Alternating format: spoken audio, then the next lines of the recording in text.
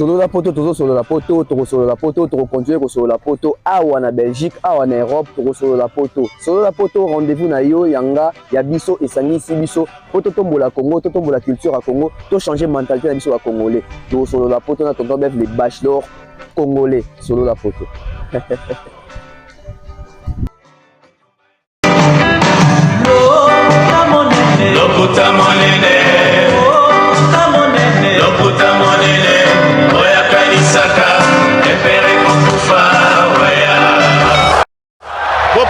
Bopusana, moyen mosusu akosa les alités.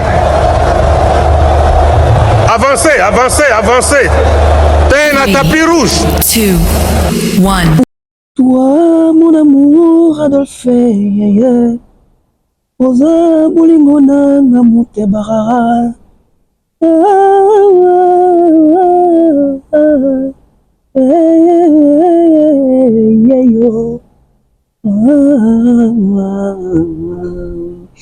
Bon, tout le monde à moi capé lelo. Voilà, bonjour à tous. Bonjour à toutes les personnes que vous avez déjà connectées. Je suis très content de vous retrouver une fois de plus sur la BEV officielle avec Tonton Bev, les transferts les plus chers de la presse congolaise, les bachelors congolais, donc Bev, les concurrents. Alors, une fois de plus, on se retrouve pour partager l'analyse d'aujourd'hui, de ce soir, de cet après-midi. Ça dépend de l'heure à laquelle vous allez recevoir l'émission chez vous à la maison, au bureau, dans la cuisine, peut-être dans les trains, métro, tout ce que vous, tout ce que vous voulez. Bonjour une fois de plus. Mes vœux le meilleur à toutes les personnes qui sont déjà connectées. Une fois de plus, on va parler. Tout sur la poto, mais dans la réalité. La réalité, nous devons pas fuir la réalité. Nous devons affronter la réalité. Tout coup, dans la réalité. Tout rencontrer réalité. N'habite tout raconter, n'habite tout rencontrer. Tout coup, dans la réalité. Alors, merci à toutes les personnes qui nous soutiennent. Merci à Maman Charlie, avec toute la famille Bossio. Merci à Maman Maliane, de Papa Cavière, Monsieur Guy Bompongo. Merci à Mouk Service. Merci à Chadrin Gomat. Je salue comme ça l'honorable Prince Toukouzou. Sans oublier Kelly Charleston Général, Fiston Coloqué, Zap Zap Zap, futur élu. Oncle Blaise Ancelier, ma cerveau, Oncle Chico, mon chaîne et connexion. Les vieux, les grands frères, Patine Sarako, Patine Saraza, mon big bro, hein, et Jiki Tengue, sans oublier comme ça, Fefe Fego la merveille. Je salue aussi Milko Sarko, big bro, hein, Di de la Kama, le vieux des Mukoko, vieux à Bogar, vieux à Petit Naé, vieux à Yatan. Bon, ma sur la leuse belé. Fali Poupa nous épate une fois de plus. Les défis et challenges où ils osent la Fali pour les années à venir. L'année 2024 et l'année 2025, les 2 années associées. Fali Poupa doit relever le défi Moro Yamaka. Si vous savez déjà, ça a déjà été un peu publié, relayé un peu partout. Fali Poupa pour O2 Arena, capacité 20 000 places. Dans Londres, en Angleterre. Fali Poupa Madison Square Garden, New York, aux États-Unis. Fali Poupa Stade de France, en France. Une nouvelle trilogie, un nouveau défi, Challenge Yassika. Mais dans l'année 2024, nous avons une projection de double concerts, 2 concerts successifs au Stade des Martyrs par les mêmes artistes, Fali Poupa. Le fait que nous avons été mis au parfum que l'artiste va défier la salle Madison Square Garden, l'arène la plus célèbre, parce que c'est une arène. Le fait que Fali Poupa va défier O2 Arena, 20 000 places, plus le Stade de France. Est-ce qu'on peut déjà parler des signaux forts de FA1? L'impact de FA1, c'est récent déjà, ou c'est autre chose? Mais la zone anglophone, qui était une découverte, qui est devenue aujourd'hui une conquête, Fali Poupa, lors de son concert à OVO Arena, à la fin de son concert, il avait dit I will be back again. I will come back again. J'y reviendrai. Et OVO Arena, c'était une salle d'une capacité de 12 500 places. Et là, O2 Arena, c'est maintenant 20 000 places. Alors que nous savons très bien que Fally Ipupa, après son OVO Arena, ça a bougé le monde. Il a fait parler de lui. Il a marqué les empreintes, il a marqué les esprits. Il a gravé son nom dans la légende. Une légende qui entre dans la légende. Alors, on va parler comment est-ce que Fally Ipupa doit aborder ses concerts. Comment est-ce que Fally Ipupa doit préparer ses concerts. Est-ce ces concerts qui arrivent doivent avoir les mêmes rythmes, les mêmes projets, les mêmes fiches techniques que la trilogie Troye Bango l'année prochaine. Mais avant tout, l'année prochaine, il faut que tu déjà analyse. Tu vas déjà déjà événement parce que ça l'événement, il y a un artiste congolais qui a la honneur et fierté, il y a aucun qui affronter la salle. Oh, même anglophone mususu ba kimaka. Oh, anglophone mususu ba evitaka. Ils sont combien? Ils ont été combien quand ils ont commencé en 2006? Aujourd'hui, challenge, il y a des défis, il y a grande salle. Ils ont mis dans ma bouche, il a Fally Ipupa. On va parler de ça, mais on va parler aussi de la comparaison générationnelle entre artistes congolais. Aujourd'hui, on peut parler de Papa Wemba de génération en génération. Koffi Olomide multigénérationnel. Werason phénomène. Jibem Piana souverain. Ferregola, gardien de la rumba, gardien de la belle voix. Mais Fally te replacer wapi? Est-ce que Fally te replacer dans batatonnement? Fally te replacer dans loenge? Tout Fally te replacer compte tenu de la réalisation nae? Tu ressens le rapprochement, il y a ma carrière, il y a longévité, il y a domination dans cette émission. Fally Ipupa, ça fait 17 ans de carrière. Est-ce que dans 17 ans de carrière, il y a Fally Ipupa? Et quand on a 17 ans de carrière, est-ce que 17 ans de carrière, il y a Fally? Et quand on a 17 ans de carrière, il y a Koffi? Est-ce que 17 ans de carrière, il y a Jib? Et quand on a 17 ans de carrière, il y a Fally? Est-ce que 17 ans de carrière, il y a Were? Et quand on a 17 ans de carrière, il y a Fally? Est-ce que 17 ans de carrière, il y a Papa? Et quand on a 17 ans de carrière, il y a Fally? Toujours la réalisation à Moutou na Moutou. Dans 17 ans de carrière, la réalisation na bango ezani peut replacer bango na niveau nini. Juste les 17 premières années. Mais dans cette émission, tu reçois sur le Kambuya Jaël, na grâce témoin. Pour les préoccupations, ils préoccupés, biso de toi qui n'a bango, biso de toi qui délégation, groupe Moko. Et il faut expliquer qu'est-ce qui se passe réellement. Bah dans autres, on a ma question mingi. Mais ma question mingi, vous autres les hommes, on a distraction. Lélo, peut-être vous allez micher un sou quand vous allez éclairer sur ces sujets-là. On va parler de ces recrutements. Recrutement, on a ça qui casting. Bah, nani basa qui casting. Est-ce que casting, c'est un casting raté? C'est un casting. Ils ont même ma déception. Sort et cause la nuit, pour prochainement. Est-ce que bah casting au sein les sous-sous? Tout bon là, me fait souka. Ah, ou en 2023. Avant tout côté 2024. Ma soeur, nous se trouve dans la 4e émission. Alors, abonnez-vous, mettez des likes, n'oubliez pas de commenter. On revient après la pub pour démarrer avec une analyse imposante, intellectuelle, Nanding ya solo la pote avec Tonton Bev, les bachelors congolais. On prend la pub et puis tout solo la pote. C'est bon. De nos jours, l'hygiène intime est une priorité. Voilà pourquoi Maliane vous propose des produits d'hygiène intime à base des plantes naturelles testés et approuvés dans les plus grands laboratoires dans le monde.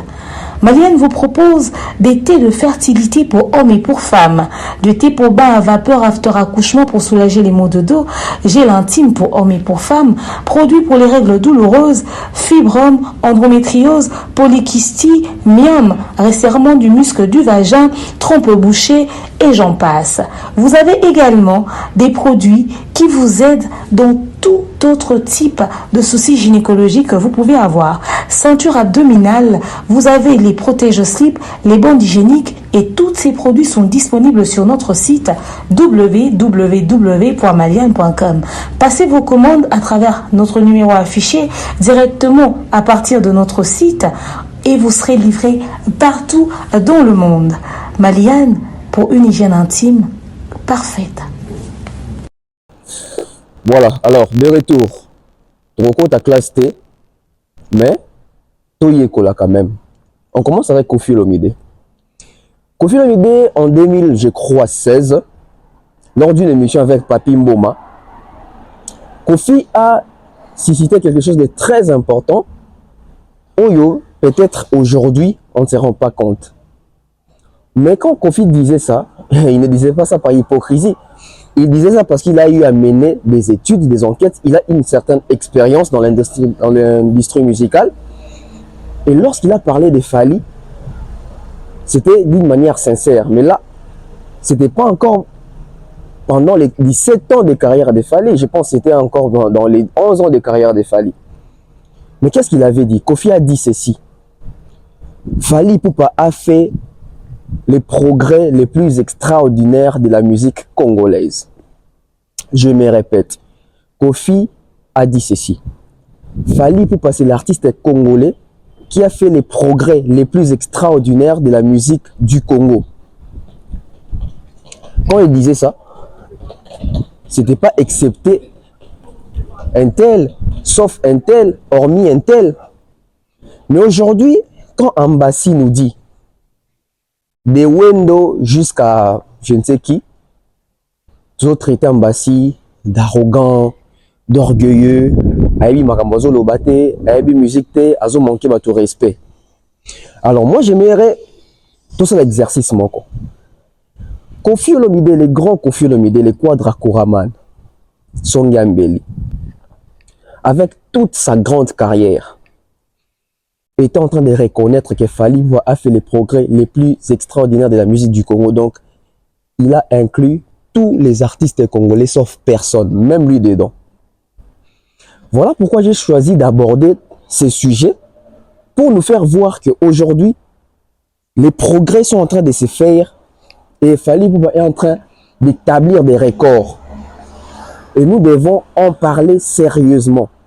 Parce que quand une légende comme Koffi Olomide en train de reconnaître, parce que Koffi n'est pas les moindres dans notre musique, Koffi n'est pas les moindres en Afrique, mais Koffi qui reconnaît qu'en termes de progrès, Fally est incomparable. Voilà pourquoi aujourd'hui, moi, je vais maintenant établir ces progrès-là. Na limite au Kabolango et Longo, on s'expliquer Longo, progrès wana, progrès à Fally a sali progrès morona ne salamate, Fally a sali bon, toujours meka, kota la pena si réellement ya solo, na zui, bah grand nom ya musique na biso, pour tout à là, to comparer bango, en termes il y a 17 ans de carrière na bango, 17 ans de carrière ya Fally solo, 17 ans de carrière ya Koffi solo, 17 ans de carrière ya JB solo, 17 ans de carrière ya Wera solo, 17 ans de carrière ya Papa Wemba en solo.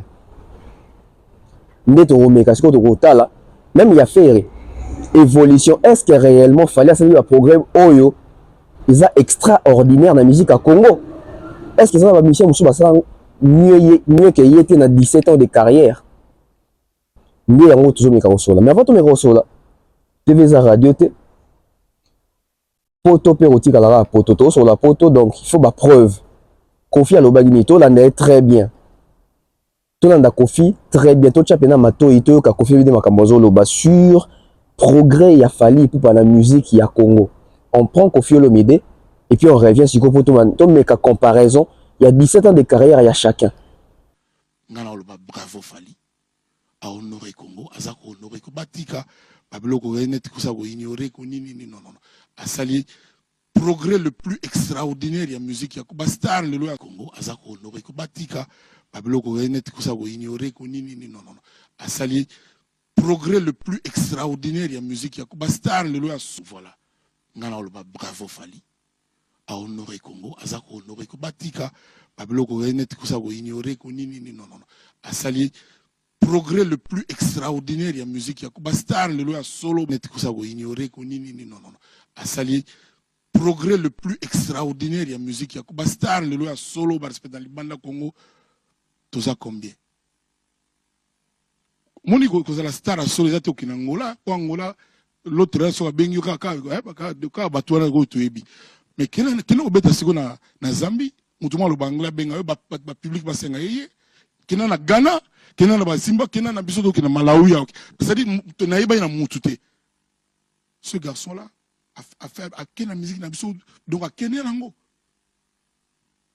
ce garçon là a fait à kena musique na biso donc à kena nango et ce garçon là a fait à kena musique na biso donc à kena nango et puis je me suis nameke boutade. Bon, moi, que de la manière dont Fally Ipupa a touché plusieurs générations, a touché plusieurs couches, à élargir son public, Papa n'a pas fait ça en 17 ans de carrière. Parce que pour moi, si on comptait 69, Tina 85, nous avons je crois 17 ans. Si vous avez un hôtel à Siko carrière, Papa Mba de 69, Tina 1985. Tu as vu le résultat? Tu as vu le résultat? Papa Mba en 85, il y a combien de salles il y a renommées dans le monde? Parce que moi, il y a des excuses que non, technologie avancée, tout ça, tout ça. Mais quand on a besoin de ta musique, à l'époque, bien que technologie, YouTube, réseaux sociaux, mais les salles, il y a des acquis construites. Des grandes salles, il y a renommées, des acquis construites. Donc, on a aussi une excuse à ça. Autre temps, autre mers, oui. Maintenant, on a des salles, il y a des babeta qui ont été pour Nani, dans l'abs temps. Donc, de 69, si à 85, ça fait 17 ans de carrière pour Papa Wemba. Il avait combien de trophées? Papa Wemba avait combien de trophées? Il a 17 ans de carrière, de 69, si à 85. Banalise à Balinga, on te peut basilika, rapam, rapam, ma basilika, t'es ma cambi à l'effet. Toujours, il n'avait à tout. Yeba makambu kofi alobaki eza ya solo to eza lokuta akosaki to eza ya solo. Progrès les plus extraordinaires na 17 ans de carrière. Papa Mabé a fait combien de featuring na 17 ans de carrière. Na 1985 Papa Bazalaki numéro 1 en Afrique. Na 1985 Papa Bazalaki numéro 1 en Congo. Parce que 85 déjà 17e année. Mais de 69, si na 84, Papa Mba était grand. Papa Mba a fait la réalisation sur la qui. Mais en termes de 17 ans de carrière à Fally Ipupa, il y a Papa Mba pousse en athée. Il y a Papa Mba pousse en athée. Alors, pour continuer, mais 17 ans de carrière à Papa Mba, producteur Noé Zalaginani. Qui était le producteur de Papa Wemba na 17 ans de carrière voilà, la 17e année de carrière. Tu as 17 ans de carrière Papa Wemba. Tu as mis le solo à réalisation, tu as mis le solo à trophée. Bateau bazar ancien au Barland de mission oh. Na 17 ans de carrière Papa Wemba allant de 69 tina 1985. Citez-nous les grandes salles que Papa Wemba a eu à jouer à travers les mondes na carte ya commentaire. Parce que tout le monde s'en était pour moi, comme au Japon. Mais cela n'exclut pas le fait que tout le monde d'une manière comparative en termes de réalisation et prouesse accomplie. C'est totalement bien que les 17 ans de carrière de Fally et les 17 ans de carrière solo de Papa Wemba, il n'y a pas match, il n'y a pas photo. Fally a chapeauté. Donc, Kofi Koto a raison. Donc, c'est ce qu'on y a Kofi Olomide. Kofi Olomide a mis musique en 83. Dans l'album, il y a Liboso Ngunda Ebimi. 83. Si on compte 17 ans de carrière, solo à Kofi Olomide en 83, l'album Ngunda, tina année 2000. Donc, Kofi Olomide, dans la 17e année, des acquis consécration. La 17e année à Kofi des acquis consécration. Parce que dans l'année 2001, on a Kofi déjà appelé déjà trilogie Olympia, Zénith, Bercy. Mais avant cela, avant Zénith, Bercy, Olympia, Kofi a acquis quelle grande salle? Kofi a combien de trophées? En termes de rayonnement, il y a connecting, il y a carnet d'adresse. Kofi a acquis carnet d'adresse, il y a l'Olengenin. C'est venu ce qu'ils ont pesé. Les efforts accomplis par Fally Ipupa. Est-ce que Kofi n'importe n'a ça de fort ya bongo? Parce que c'est aujourd'hui 83, tina année 2000, ça nous fait 17 ans. Est-ce que tu as comparé 17 ans wana de 83 tina na 2000 na les 17 ans de Fally de 2006 tina 2023 au Tozao? Tout réfléchir. Yango ti Kofi a le comme parce que tout bon sentir que tant Kofi a zolo baboye, fallait Zadina na 11 ans de carrière, 6 ans on a écouté yabité. Azaka na 11 ans de carrière solo mais Kofi déjà a détecté que makambu Fally a sali na musique ya Congo na musicien Congo ça la prouesse ya bongoté. Na musicien Congo ça la ba réalisation na progrès extraordinaire. Tobika te que Fally nda sali ka progresser, ba tout ba sali ba progrès. Mais progrès extraordinaire. Progrès extraordinaire. Donc, eleki, oyo tokoki kokanisa. Eleki, oyo ekoki kozala. So, na limbo yango ta lingala bongo. Parce que extra, c'est déjà libanda to au-delà. Ordinaire, ezali, oyo toko s'imaginer même pas. Donc, moi, là, même les 17 ans de carrière solo ya Koffi Olomide ne rivalisent pas avec les 17 ans de carrière de Fally Ipupa. On prend les 17 ans de carrière solo de JB Mpiana. Je pense qu'elles sont tenues, tous en la dislocation, excusez, tous en 97, 97. 1997, 1997, 2014, et puis c'est 17 ans, si je ne me trompe pas, 2014 ou 15, et puis c'est 17 ans. Na 17 ans wana ya JB. Est-ce qu'il y a sali progrès extraordinaire pour les Fally? Non. Bon, moi, il y a des médias, il y a Libanda, Micha Minene, à l'écate. Ma grande salle de référence. Baron sur notre tanga, ils allaient Olympia, Zénith, Bercy, ma grande salle de référence. Nyonso, na France. J'ai dit des références. N'habite au salle Monette, Madeleine, LST. Je parle des salles de référence. Oh, il y a musique, n'habite au Lingaka. Olympia, Zénith, Bercy. JB à Beta Yango. Na 17 ans de carrière, Wana. Tokati on a 2014 parce que ça lit 17. Donc de 97, c'est en 2014, 17 ans. Na 17 ans, est-ce que JB a réussi à élargir champ? Il y a des fanatiques qui ont Fally? Non.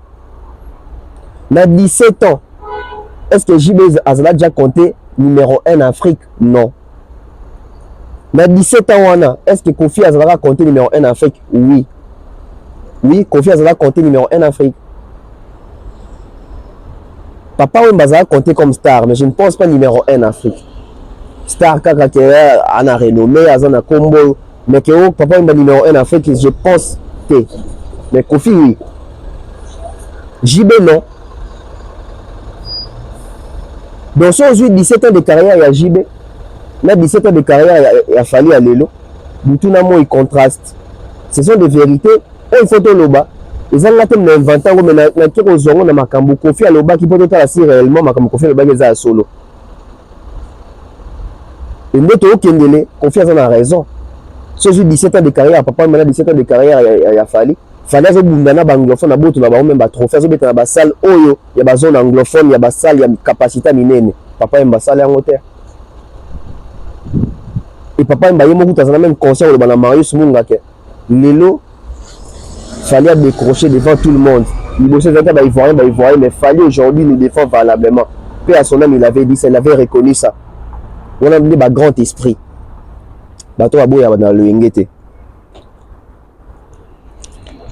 Bateau à bout, il y a dans le Ngete. Vous voyez un peu. Aujourd'hui, Werason, pareil que JB. 97, si en 2014, ça fait 17 ans. Est-ce que Werason a déjà compté comme numéro 1 en Afrique? Non. Non, non. Peut-être un mois en Congo, mais en Afrique, t'es. Donc, si on a 4 bateaux total, seul mouton a compté comme numéro 1 en Afrique, c'est Koffi Olomide. Papa Mbate, JBT, Weraté. Weraté. 17 ans de carrière, il y a Wera. en termes il y a progrès parce que quand Covid parlait même il y a en termes de progrès c'est que même en termes instruction, même en termes intelligence, même en termes adaptation, intégration. Fallait bandi carrière il y a français côté ngamba mais fallait les lois de français vendre dans la chaîne ya minene à côté rumba tina planète rap à côté même la version live tina planète rap dans Skyrock voilà. Donc on voit que ce qu'il fallait réaliser dans 17 ans de carrière solo kaka. Ni JB, ni Wera, ni Kofi, ni Papa Wemba Basalango. Sur aujourd'hui Ferré, c'est la même chose avec Fali. 2006, 2023. De 2006 à 2023, les réalisations de Fali, ils ont couvert et à faire dans des mots parce qu'en 17 ans de carrière, tout le temps à la grande salle. En 17 ans de carrière, parce que Kofi, tu as 2000 parce que c'est les 17 ans. Donc tu as dans la Bristol Academy, tu as 2000. Donc tu as 2000, il y a Kofi.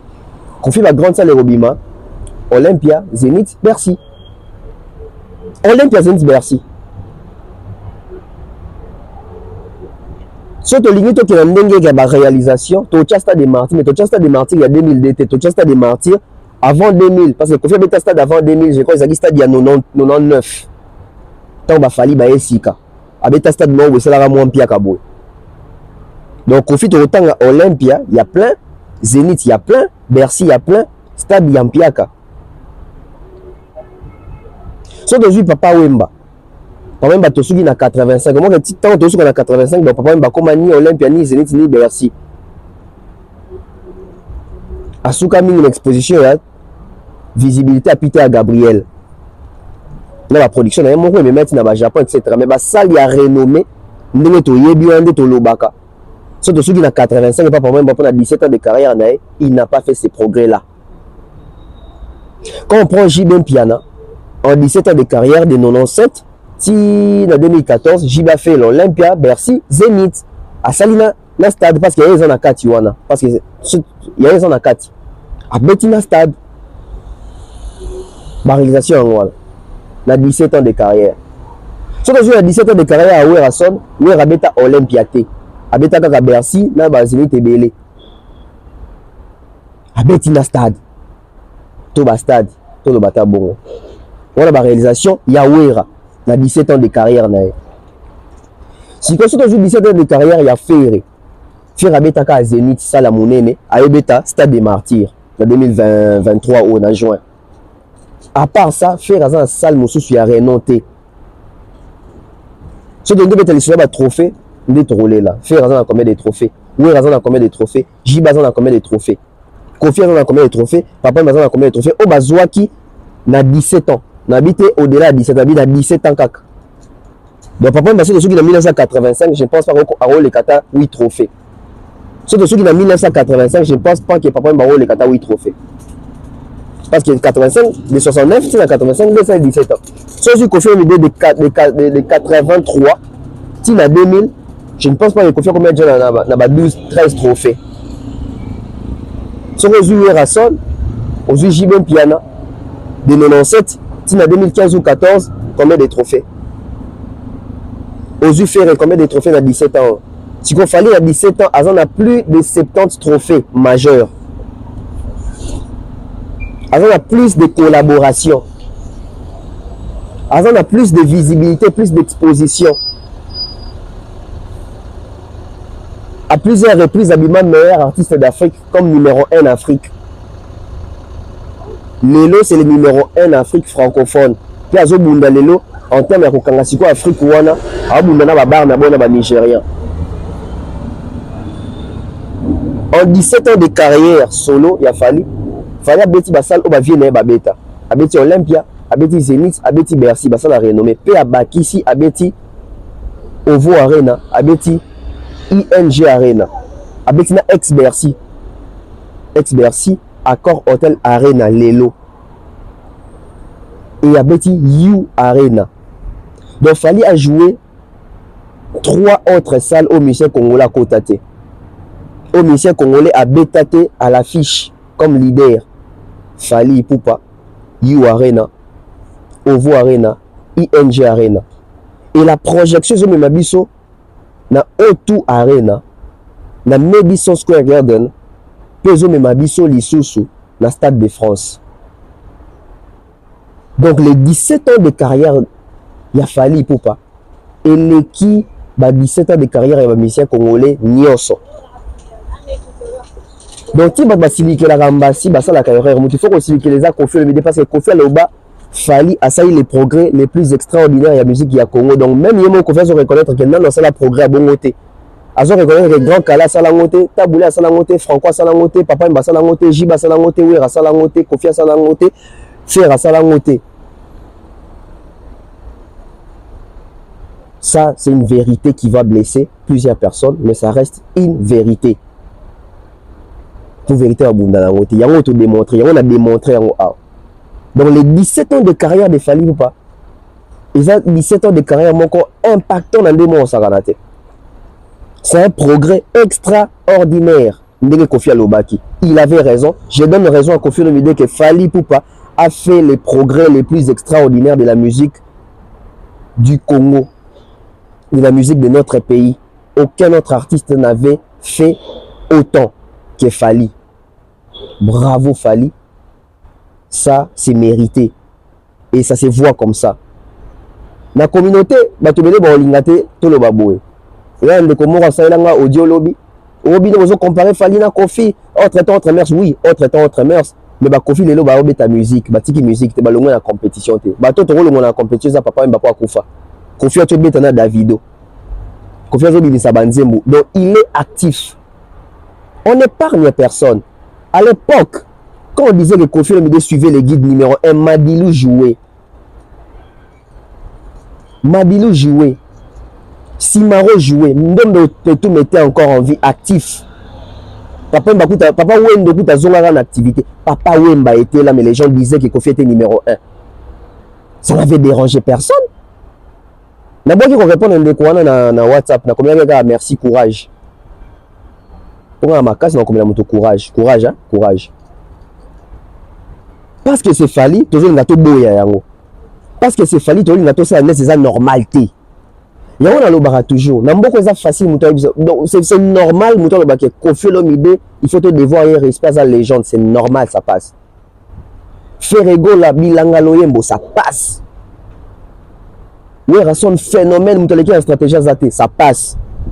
Jibem Piana leader charismatique, ça passe. Mais sur les cas qu'on a ça que bah pour ça Fali pe yango yo.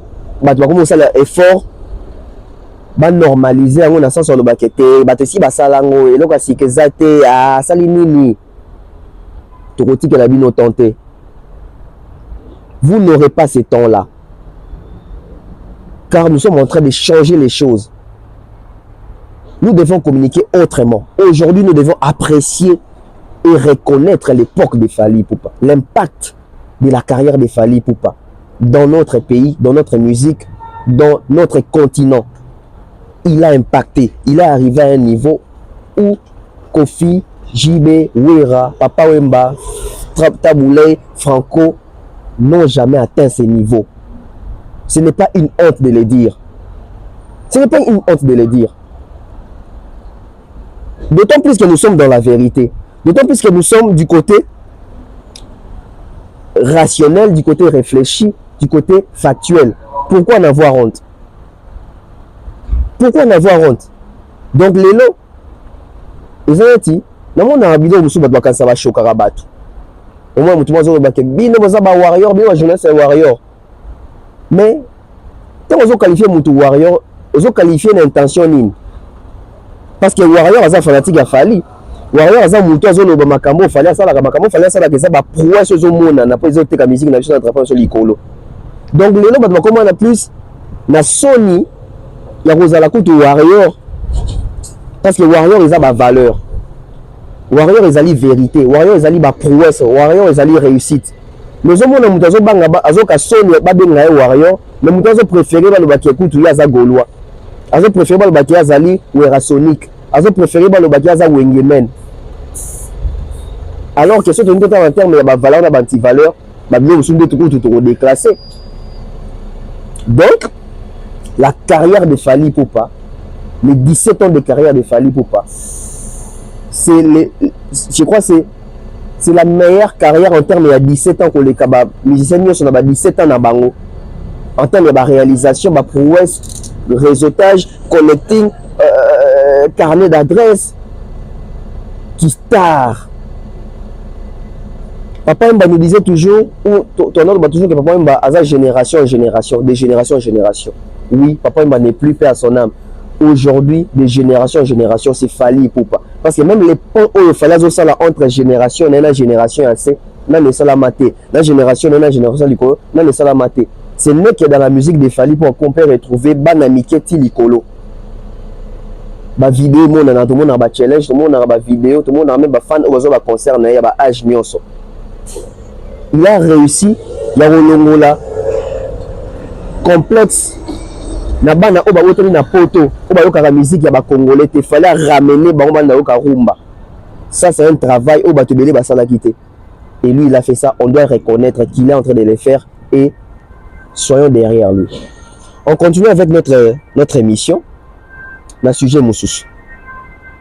Voilà, nous sommes de retour sur ces plateaux improvisés, toujours en train de lier l'utile à l'agréable. Toujours mettre solo. Toujours solo la poto. Mesdames et messieurs, année il y a challenge Moussousou et une banda. Toujours quand on époque Moussousou, toujours quand on a vague Moussousou. Après la fièvre de la trilogie, You Arena, Ovo Arena, ING Arena, Fally se lance pour une nouvelle aventure avec une nouvelle trilogie. La particularité de la première trilogie était les 3 concerts dans 3 salles différentes, dans 3 pays différents à l'espace d'1 mois ou de 20 jours. Mais cette fois-ci, Fally frappe fort. Fally a tombé les sous bar likolo. Déjà, trilogie, il fallait appeler sitôt devoir, il fallait appeler la musique ya Congo. Nan nous coûte batouani qu'on relever en côté. Nan nous coûte batouani volontaire pour affronter en haut. Parce qu'il faut rappeler une chose. Il faut vraiment rappeler une chose. Depuis Fally à Betty trilogie, aucun artiste congolais n'a envisagé ta banda You Arena. Aucun artiste congolais n'a envisagé les solos à Ovo Arena. Aucun artiste congolais n'a envisagé les solos à ING Arena. Aucun. Ni Kofi, ni Ferré, ni JB, ni Wera, ni Inos, ni Gazman, ni Fabulous. Aucun artiste. Alors que quand Kofi proposait sa trilogie, c'est facilement JB venait, facilement Wera venait, facilement Papa Mba est venu faire la même chose. Mais depuis, il fallait une trilogie. Il fallait que tu aies tiki tante, Fally maman qui est la trilogie Moussousou. O2 Arena. Mesdames et messieurs, O2 Arena est en Angleterre. Et ça, seulement, il y a capacité à 20 000 places.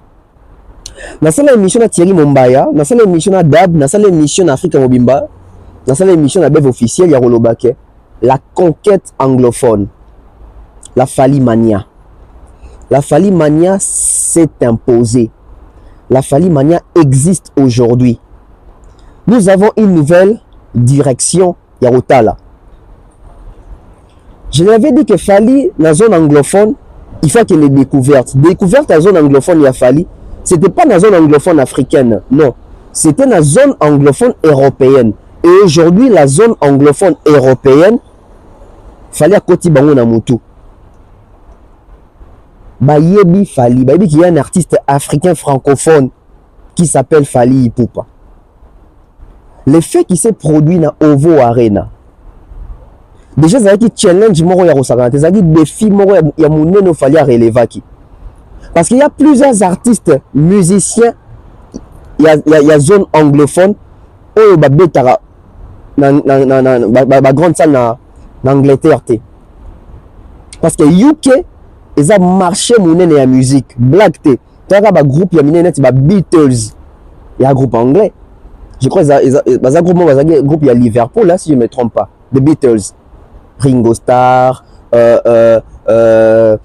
John Lennon, McCartney, et puis l'autre là c'est qui encore? Marona Bossani, Ringo Starr, McCartney, John Lennon, Eroya. Donc au moins que bato moko boye o ba impacter pe makasi na milieu anglophone déjà baza ba anglais et musique africaine lelo il fait sa place nango musique africaine lelo il fait sa place nango na zone anglophone et ça musique africaine anglophone te et ça musique africaine francophone il faut s'imposer kuna et nous devons la démarche wana parce que le travail de Fally c'est pas seulement un travail pour les artistes congolais on se trompe détrompons-nous Fally Ipupa bataille na pour na kokota na zone anglophone wana c'est pour toute l'Afrique et surtout l'Afrique francophone pour na ba ivoirien pour na ba camerounais pour na ba sénégalais pour na ba brazzaville pour na ba quinois.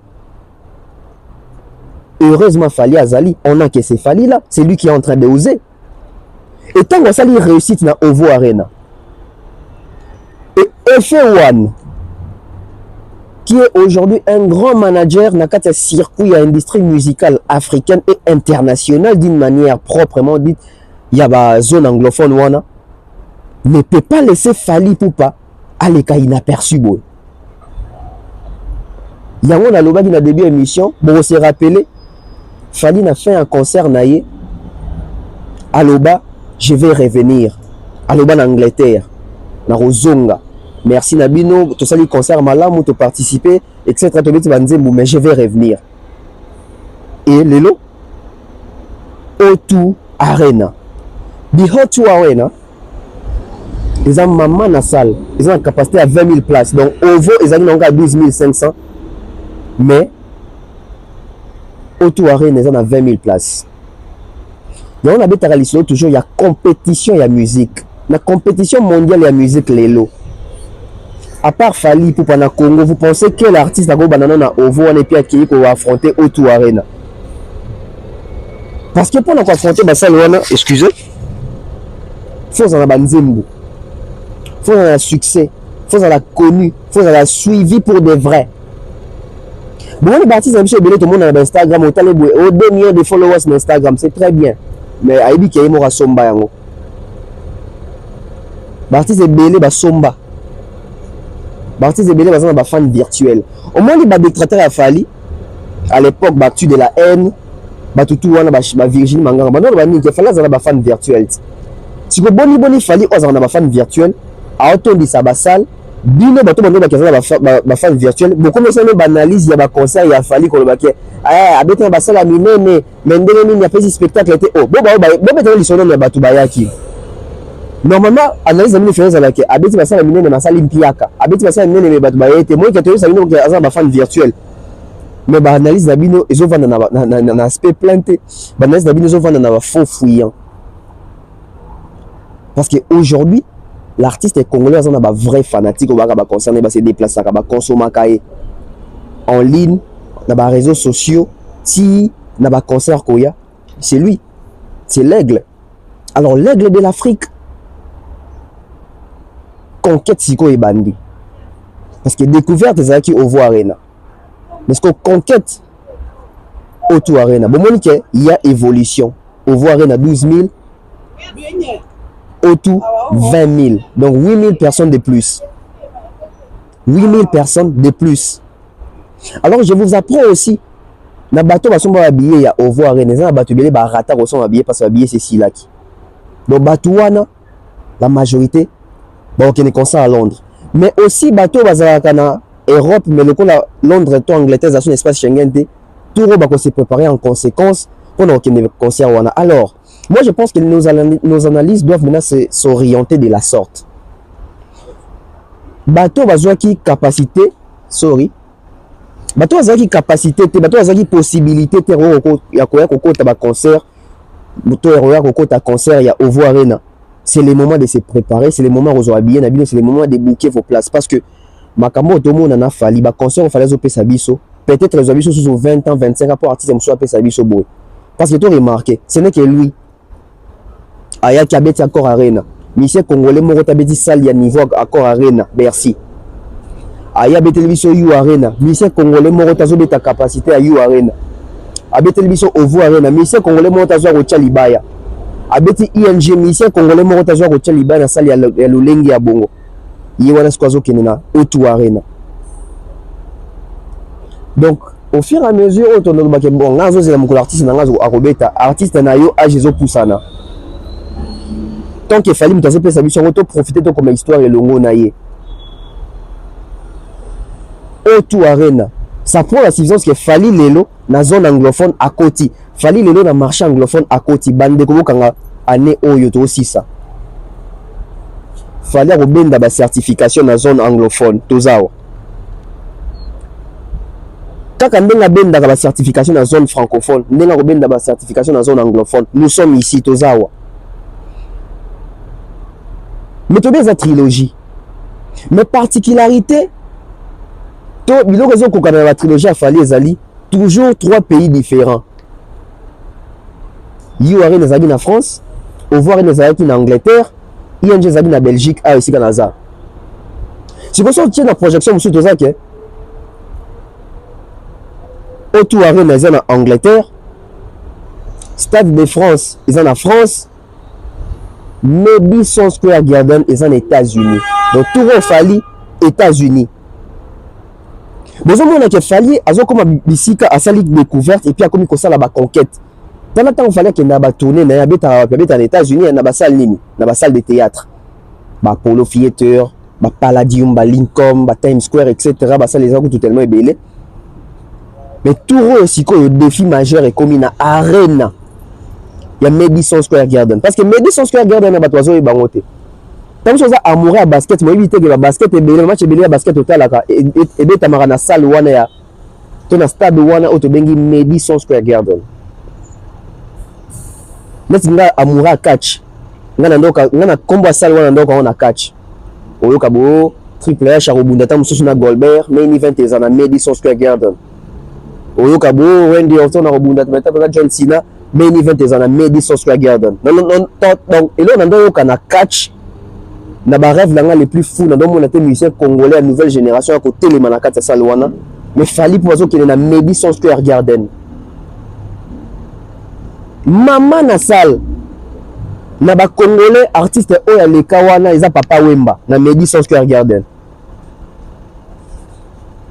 Enfin, Malekana, il faut un Lucas qu'on a vérifié. Il faut Malekana en tant qu'invité, concert n'a eu mon coton de Nîmes.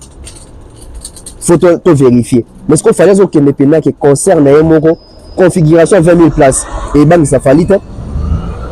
Et ben, ça fallait. Il fallait ça bêta déjà Bercy 20 000 places. Il fallait bêta Yoari na 40 000 places.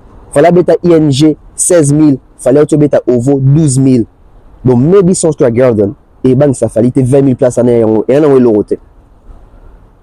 Seulement il faut une bonne préparation, une bonne promotion et un nouvel album qui va accompagner ces événements.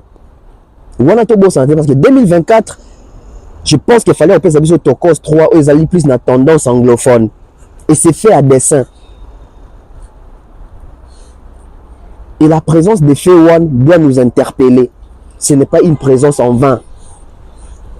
C'est pas une présence vaine. Et ça penza na signification. Bandeko, États-Unis, fallait que tellement l'icolo. Déjà, trilogie n'a pas c'est même compliqué. Et talesika c'est ça. Un artiste au Koya le Sarbatrio, l'équipe de Royemba, yo, aux assogi beneni yo za danger té, danger na musala. Tala bidon fallait au sala. On critiquer fallait refinga fallait mais sala makam fallait au sala. Beta ba concert ba salle fallait azo beta. Batu ba yapé. Billetterie ça la peine rendu public. Parce que bobeta ba concert ba bobo ba billetterie. Bon, ba grande salle bon rendre billetterie publique. Bon, so stress hein. Alors il faut féliciter Fali qui est en train de le faire et il le fait très bien. Alors le Stade de France. Lelo na France fali pour bazo tia Gims Mulungi azo tia Daju Mulungi azo tia Bango Mulungi na ndenga mabete na ndenga ya compétition parce qu'il s'est imposé to le bango toujours peut faire le bango bo tia na mutu na bino ke ba Gims ba Daju ba Naza ba Black bazu chance ba bandi musique na France mais fallait bandi musique na France fallait bandi musique na banda la côte quartier latin à sali carrière solo naie les lois qui ne s'imposer pas s'imposant en France ou on a même un disque d'or kuna alors qu'ils ont un monsieur belé pe bandi carrière na quartier France batika la ko disque d'or ni certification ta moko Mais bah pour ça bon ce sont des gens ko cracher sur ça. Et ça biloko faut toyer bisarabino bochango na mitu na bino comprendre que ça makambo ezo salama c'est réel. Et ça ba fake te. Les stades de France, la trilogie à venir, Fally va cogner fort. Et tout ça, c'est pour l'honneur de la musique congolaise, c'est pour l'honneur du Congo, c'est pour l'honneur de l'Afrique. Et surtout de l'Afrique francophone, parce que Fally peut pas. Ils ont prouvé réellement qu'il y a un numéro 1 Afrique francophone, pas au Bundisa, africain anglophone. Et Fally après Stade de France, après Madison Square Garden, il fallait comme un numéro 1 incontesté Afrique. Parce que d'une manière à formalité, il fallait déjà numéro 1 Afrique, Mobimba. D'une manière officieuse, il fallait un numéro 1 Afrique, Mobimba. Mais d'une manière officielle, tu as Madison Square Garden, O2 Arena, Stade de France, il faut comprendre. Deuxième la trilogie, Moko Oyo. Tout ça, c'est comme une mission. Comment est-ce qu'il doit préparer ça? Qu'est-ce qu'il doit proposer? Pour deux, il faut un nini. Parce que les alliés réussissent, il y a trilogie des autres, tu as date au Moussoussou. Promoteur, tourneur, Joyo. Ah, pépite. Et les artistes congolais doivent reconnaître que bon, ils sont meilleurs. Mais seulement Fally, c'est un génie. Et là, les musiciens congolais, il faut comprendre que bon, ça bien, tout respecter bango. Mais la différence, c'est bango na Fally. Fally a meilleurté, Fally a bonté, mais Fally, c'est un génie. Fally, c'est une exception. Tout le casting. Tout le casting. Je pense casting que tu fais dans le ça s'appelle la Kimia. Les castings, il y a sélection, il y a chroniqueur, il y a média, il faut y a poto. Faute Torozon, c'est la Fally, Torozon, c'est la bateau, ça y casting. Nanya ça y casting, Fally, to staff. Torozon doit émission à Fally, Nana Boduga. Nana Boduga, tout a Fally, question très importante, la personne tes grandes sœurs. Danana, Mahana. Belle femme et belle homme et directeur dit Badiata. A tout cas, Fally, question très importante. Sur base de critères Ninito, Nani a sélectionné Batua Média. Tout cas réponse à Fally. Est-ce que les lots Fally des fois regretter le comportement de Batua Média, tous les staff au Basalaki, il faut regretter le comportement. Mais tout au Canada, nous avons Salaki liste. Tout le monde va penser qui avis na bango banan ba tchaki moi les loba banan ba pesaki sur le recrutement ou la sélection to casting ya batuya média on prend et puis on revient donc bato média donc bato média ba 12 Koponi bango par rapport à quoi? Poni bango ndeni naya batuté bato média ba 12 Koponi bango par rapport à quoi? Poni bango ndeni naya batuté bato média ba 12 Koponi bango par rapport à quoi? Poni bango ndeni naya batuté bato média donc bato média ba 12 Koponi bango par rapport à quoi? Poni bango ndeni naya batuté donc bato média ba 12 Koponi bango par rapport à quoi? Poni bango ndeni naya batuté comment on fallait pour laisser si bien sûr Badiata directeur marketing fiston coloqué Manon Lubaki Soule Kauka 218 Mwamba Patine Saraza Nati Lokole Madina Pali mais ya tchaka pena ba vite mamba bon pour éviter bon et voilà quoi non 12 journalistes 12 do tchaboué nakolo ba tchaki si bien sûr Badiata directeur marketing fiston coloqué Manon Lubaki Soule Kauka 218 Mwamba Patine Saraza Nati Lokole Madina Pali mais ya tchaka pena ba vite mamba bon pour éviter bon et voilà quoi nakolo ba tchaki si bien sûr Badiata directeur marketing fiston coloqué Manon Lubaki Soule Kauka 218 Mwamba Patine Saraza Nati Lokole Madina Pali mais ya tchaka pena ba vite mamba bon pour éviter bon et voilà quoi non 12 journalistes 12 bateaux médias comme tu as speakerine p un journaliste c'était un speakerine après muta dans zappé batambanga p il y a infronté bien nyosoyo mais ce qu'on dit comme ça pesa boya ba journaliste. Voilà, nous sommes de retour. Nous sommes de retour, mais plutôt bien les solons avec beaucoup de vérité, beaucoup de clarté. Tout le monde est artiste. Heureusement, Balobarake, les écrits s'envolent, mais les paroles restent. Mais Lelo, na mode de comment Lelo, les vidéos aussi restent. Tout le bac, heureusement, fallait à ça la vidéo, oyo. Heureusement, fallait à l'obaka déjà. Parce que tant on en a beaucoup de questions, Boponi bango, na critère nini sur base de quoi? Fallait le dire, ngaya nganate, ngaya batute, batwasa qui liste, bazali. C'était une façon de se dédouaner déjà, ou c'était vraiment réellement qu'il fallait pour passer à la liste, à confier à Kiango, staff n'a pas la liste. C'est la question qu'on doit se poser. Mais encore une fois, je dis heureusement que les vidéos restent. La vidéo, oyo, trop condamné falité. Parce qu'il y a lobby qu'il y a ça la quitter. Mais sur base de quoi doit recruter, il y a ça la quitter. Confier à Kiango, na batu basala. Qu'on se pose des vraies questions. Heureusement que Nana Bodou avait posé cette question. D'où aujourd'hui fallait appliquer un bon cœur naïe. Parce que tout se poser une question. Ce qu'il fallait, il était moutasala qui liste. Ce qu'il fallait, il était moutasala qui casting. Mais fallait à valider qui? Oui. Ce qu'il fallait à valider qui? C'est pourquoi? Parce que à confier qu'il y a un bateau, oh ya yo qui laka. Ah oui, c'est question aussi de confiance. C'est que bateau oh yo fallait à yo qui laka. Facilement ce qui va lobby, fallait à kondima. Mais bateau fallait à yo qui laka bango. Pour fallait à yo ka, il faut ba ya pena ba preuve. Alors tu dis bah ingénieur sont des alaki. Il fallait amener bateau à presse na poto. Fallait à lobby 12 bateau ya média. Mais aujourd'hui, est-ce que tu vois le bac Fali est déçu dans le comportement de mon bande qu'on a vu sur les délégations? Je peux dire oui et non. Oui, pourquoi? Oui, parce que l'image de l'artiste est associée à la bêtise au biseau à la potoa. Et l'image a bien été. Il fallait un grand, fallait un monnaie, les trop, fallait un star, fallait une légende. Mais tala bateau a communiqué pour na Fali, makambazo loba, makambazo sala, comportement na bango. Du coup, c'est une déception. Mais pour l'année, nous avons fallu à un peu déçu.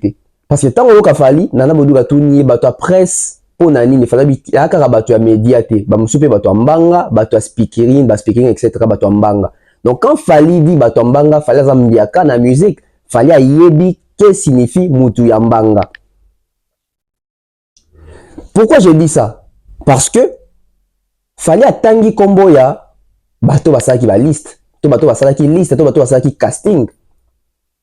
Ça veut dire que quand on va présenter qui est liste, il fallait comprendre que oyo mutu ya média, oyo azali mutu ya mbanga. Mais tu sais comprendre tout ça la part des choses. Na nga maintenant sur la makamo te meto sur on a poto si ça débat auto zongi la makama musique. On moni na bandi penza makama musique poto si ça dans les cambo parce que l'actualité tourne autour des Fali, même ça c'est l'actualité des Fali aussi. Donc ce qui veut dire ceux qui va passer une liste à 12 et pas batou oyo basala ki liste Fali ayebi ke oyo azali mutu ya presse, oyo azali mutu ya média, oyo azali mutu ya mbanga. Il est conscient de ça. Yango alobaki ya salaki te. Et puis les akara bato ya média te, mais bato ya mbanga pe baza ba speakerine pe bazali.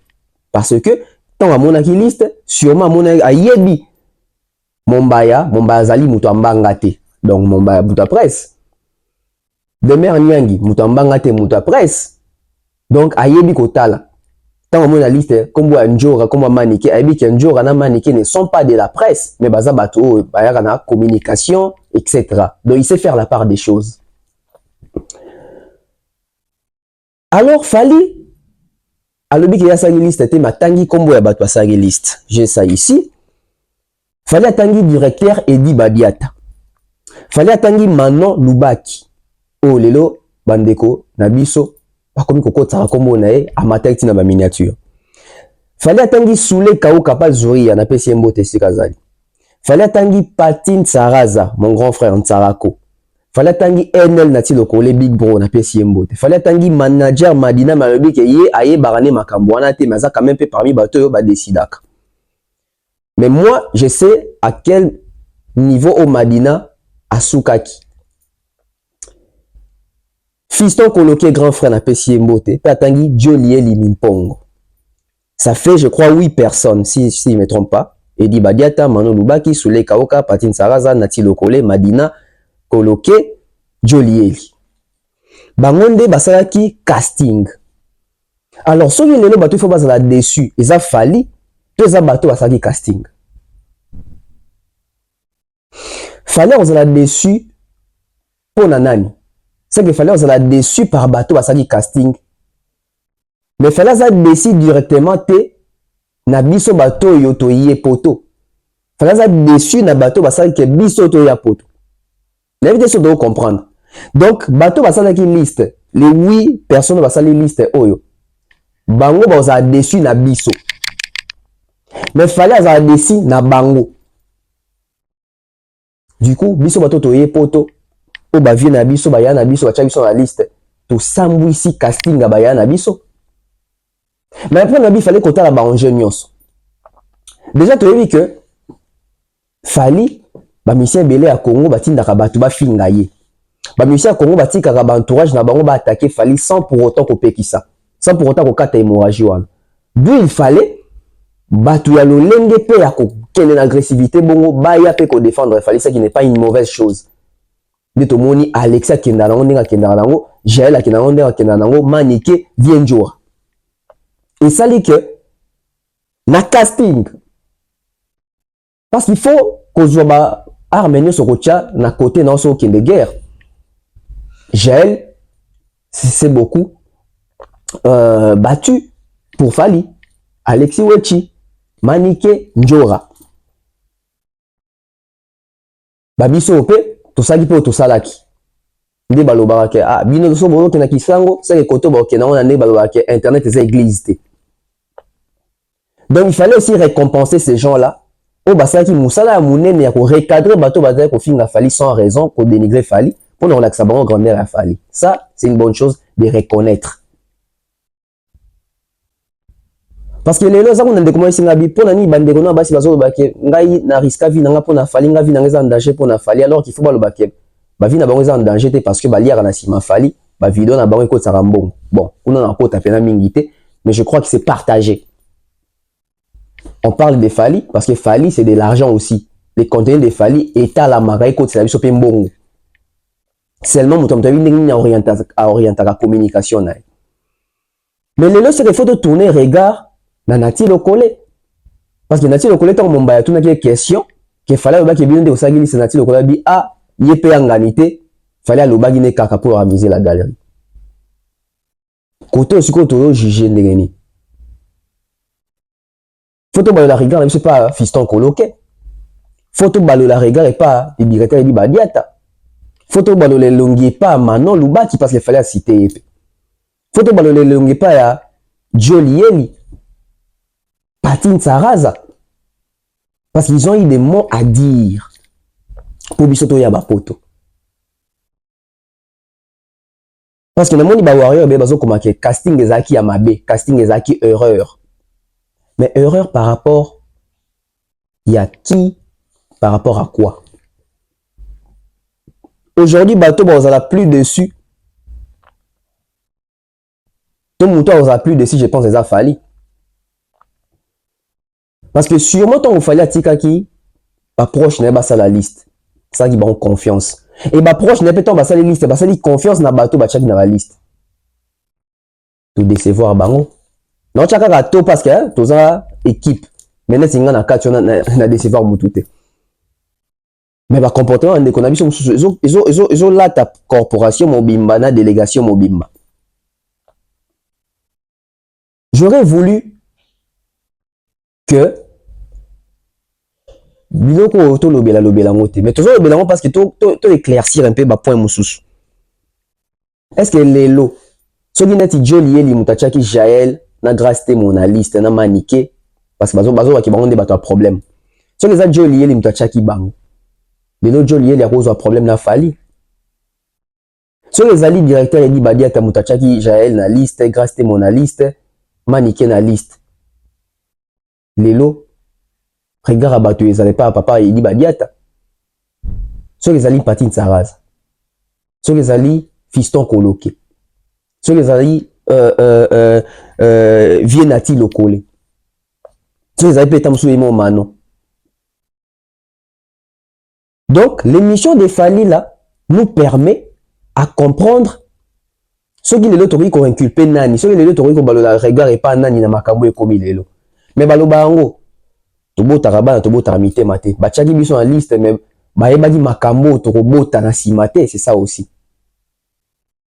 Biso de presse, il faut tout ça là effort to bo malikambo parce que ba ça qui biso confiance. Acte oyo délégation est posée. Est-ce que l'obitant il fallait olinga kende o tout ba repenser dans la même délégation? Est-ce que l'obiso fallait nga kende Stade de France? C'est la même presse ndé ko accompagner les sous. L'obiso fallait nga kende Madison Square Garden. A ko garder ka même équipe. Parce que ba jijaka musala ya bato par ba résultat. Ba résultat nini to apporter. Ba kotala mutu na mutu. Yo salaki nini, okendaki osalaki nini, okendaki osala nini. Toza na ba compte à rendre. Par rapport à la mission de service au toyelaki. Par rapport à la mission de service au toyelaki. Mais tout le bas vérité, n'est pas nos vérité. Les staffs ou les bureaux de Fally sont déçus, baza déçus. Même Fally et Mokopé aza déçus. Batumsu bazo ba même c'est la plus grande erreur où Fally a sali na carrière na au MEMA. Délégation à toi presse. Lelo, tant bazo juger délégation, bazo côté sa bisonyo son akati. Alors que c'est pas tout le monde des mutuazan akati ya makambo zo kende. En l'encontre, il y a Moussa Toyelaki. Fally a dit, toza censé qu'on l'obélaye karaté, on doit parler de tout le monde. Là, on en doit vraiment depuis Kinshasa. Toza ba propriété privée à Falité. Mais ma communication, et comme il ça ma contre makambo toyaki ko ça la communication. Toujours désorienté bateau. Mais après, oui, qu'il y a un YouTube, il y a kala vraiment, on doit quitter dans l'angoté, mais il y a des gens quand même qui nous apprennent que Naba Jaël, Naba Grace Temo, Naba Karine Mokonzi, Bazala, ceux qui équipe, ceux qui équipe nationale, Bazara, Naba Kiri, Naba Onja Kala, Bazara, antécédent na bango. Alors on se pose des questions. Est-ce qu'il y a vraiment un vrai problème aujourd'hui? Tous les autres problèmes, il y a tant de sous. Baranki na bango ya kala, et sali ke bakutani place moko, nde baranki ne bandi. Nazo luka na vision na ngai jour tozalaka na ING Arena, Jaël na Grace Temo boye, on dirait nazo mona ngo penza, on dirait nazo mona bango penza te. Nazo luka.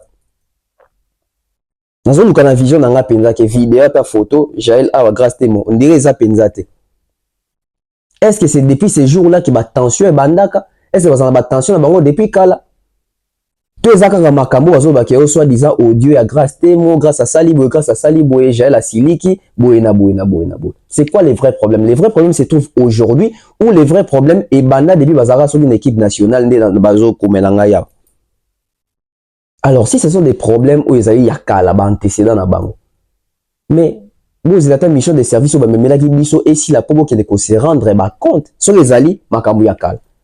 Monsieur Zapona makambo asika, est-ce que c'était seulement aussi important de venir ramener ça na toile parce que là la vie privée, les mariages de l'artiste est exposé d'une manière très dangereuse. Azanaba na bakoli déjà aussi. Et aujourd'hui, comme aux récupération, que on a visa sexuellement transmissible, les gens cherchaient déjà par où accrocher l'actualité de Fally dans le sens Yamabe. Et maintenant, il va passer opportunité, biso, bato o otoye ko communiquer pour na ba événement ya Fally. Discernement, sagesse, na compréhension professionnelle et zangi biso. Quand je dis biso, non, tchakaka, en général, hein, mais bobi ke ba msous bazan en quantité. Mais maintenant, parlons des Warriors. Certains Warriors aujourd'hui, baza mécontents pour la grâce, pour la gel, bazo ba même ke ba ko se désabonner na ba compte na bango. Surtout, nous c'est des abonnés pour un ono, pour ma finger et l'équipe, etc. Mais qui sont les premières personnes Oyo? Tangu, Dab, bazo rappeler bandeko à Londres que tout ça la analyse normale, tout côté ça ma finger. Mais ba Warriors, ba télé, mais l'arabiso. Moi, je me rappelle ici, n'a pas ça Alexis Wochimbo, Tessika, Zali, Tango, Azara, Naba, compte à rendre na batu la team Watt. Tant akenda na sens o akenda rawana ou to sala émission pour na te Alexis koya na angle ko finga te sala ndingo sala d'habitude pe sa analyse no tout ça batu alobani ke biso tozo combattre Alexis to lingi ete biso toza jaloux na ye Alexis kele na bango bongo. Mais c'est vous aujourd'hui nde bozo sepelate que j'ai la finga. C'est vous aujourd'hui nde bozo sepelate que ma finga sala ma ebi na endroit ya fali. Quand j'ai commencé à Kinshasa, litumba makasi abundi wana. Certes abundi pour un artiste makasi, mais na ba insulte pe, tondo retrouver ba insulte na ba live na. Mais banani bazaki derrière GL pour na ba insulte wana qui continuer en tout cas qui est dans bongo, bozo bete na maboko. C'est vous les fanatiques. Aujourd'hui bozo se contredire. Toi aujourd'hui bozo pe sa biso raison. To bite que batunyo se faut basala neti biso. Mais tant bonne ko soutenir les lots au monique et comme on mabe pour une image artiste. Bon, il se dédouaner, t'es un beau tika bangota, bon se désabonner, yango tozo lo bara awa. Bato baza censé ko zana ba fanatique et za ba artiste, c'est Fally la star. Biso bato to communiquera Fally, boza la ba fan na biso te. Parce que ce boza ba fan na biso boza la déçu parce que tu travailleras pour na Fally te.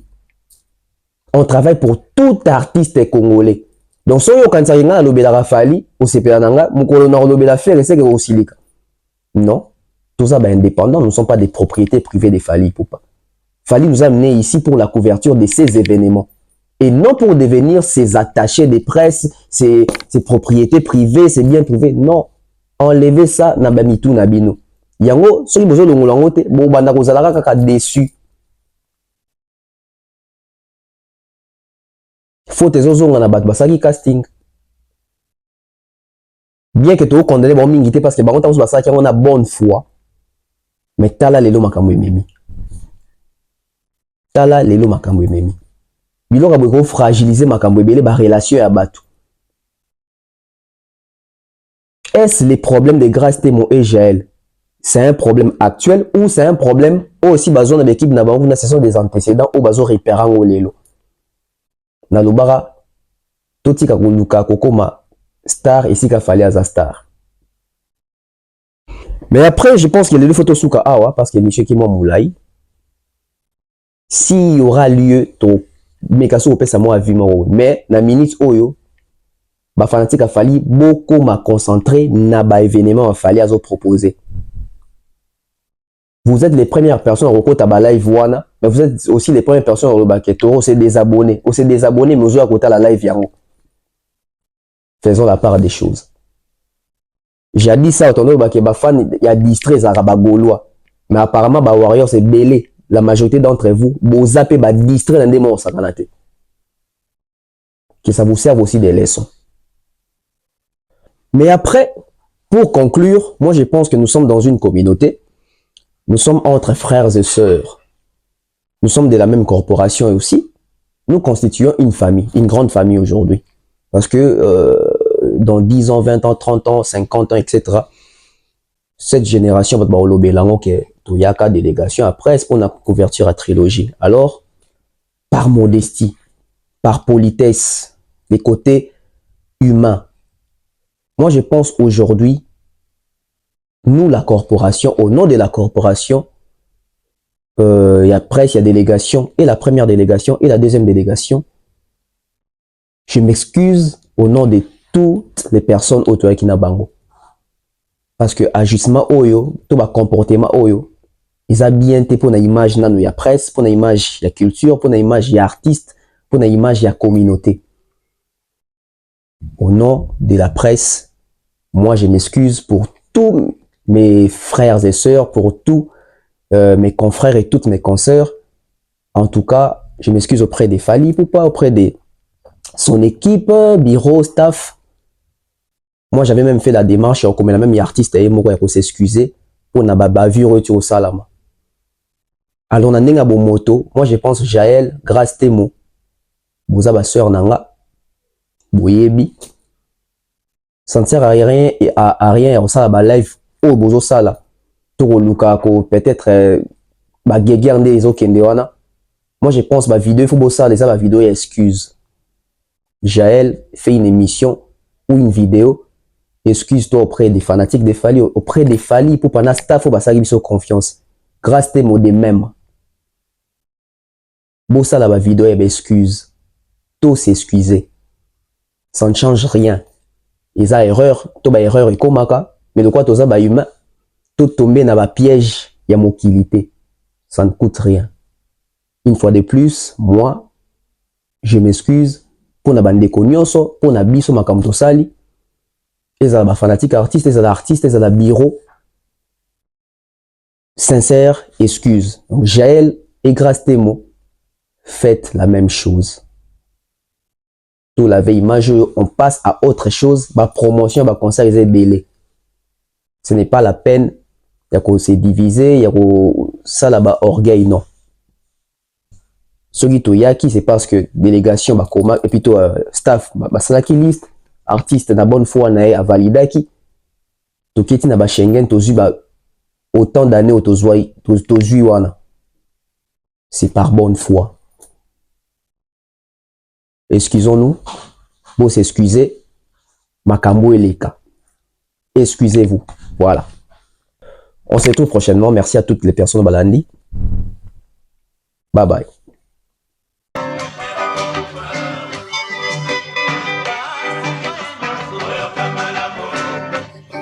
Solo la poto, toujours solo la poto, toujours solo la poto, toujours continuer que solo la poto. Awa na Belgique, awa na Europe, toujours solo la poto. Solo la poto, rendez-vous na yo, yanga, yabiso, esangisi biso. Poto tombola Congo, to tombola culture à Congo, to changer mentalité na biso à Congolais. Toujours solo la poto, na tonton bef les bachelors congolais. Solo la poto.